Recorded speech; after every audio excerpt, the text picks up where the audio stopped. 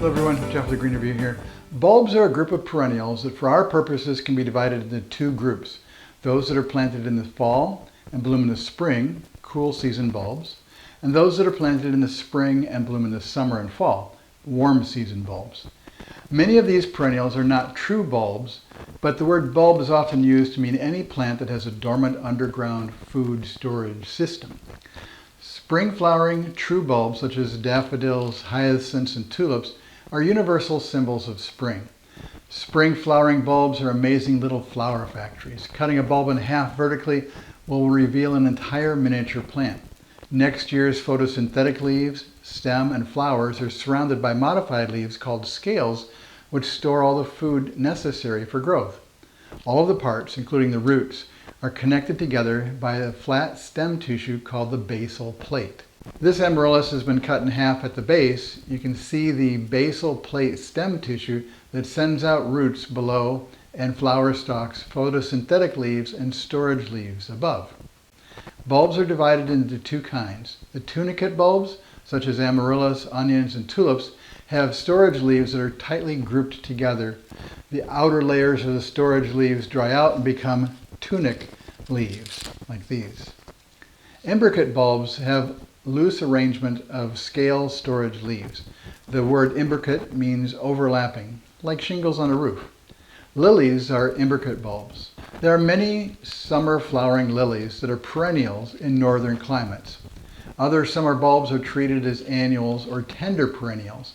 They need to be dug up after the top dies with a frost and then stored in a cool, dry location until the next year. Many summer bulbs are tropical perennials that can stay in the ground unless the soil will freeze in the winter. The exception to this rule is the lily genus that can survive frozen soil. Tropical perennial bulbs include alocasia, astramaria, caladium, canna, colocasia, dahlia, gladiolus, lily, and tuberous begonia, and amorphophallus, and clivia, and crinum. So there's a whole bunch of them. Summer bulbs are planted in the garden at about the same time as tomatoes. When you see the bulbs for sale at the store, go ahead and buy them for a better selection. Then pot them up 4 to 6 weeks in advance when you can plant the tomatoes in your area.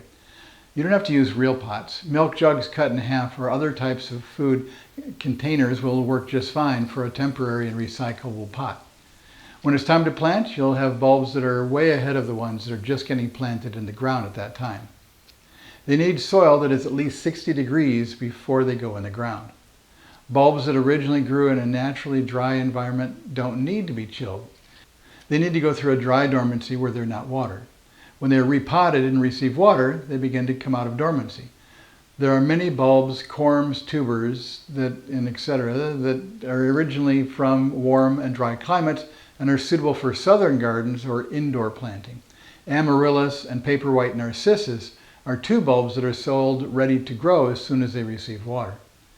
Paperwhites can be grown in a vase filled with marbles and water. There are some exceptions to the rule that bulbs do not like wet soils. If you have a rain garden, water garden, stream, or other wet area, there are some bulbs that can grow in the soggy soil. Many are known by their genus. Try using alocasia, caladium, canna tropicana, colocasia, summer snowflake leucojum, fritillaria meleagris, Camassia quamash, Crinum americanum, like that one over there, Lilium lancifolium, and Sagittaria species. What's this mean to me? The colorful flowers of bulbs are the first to bring life back to barren winter landscape, and there are many bulbs that bloom in the summer, such as lilies. If your landscape doesn't have any bulbs, it needs some. And this is Jeff with the Green Review. Thanks for watching.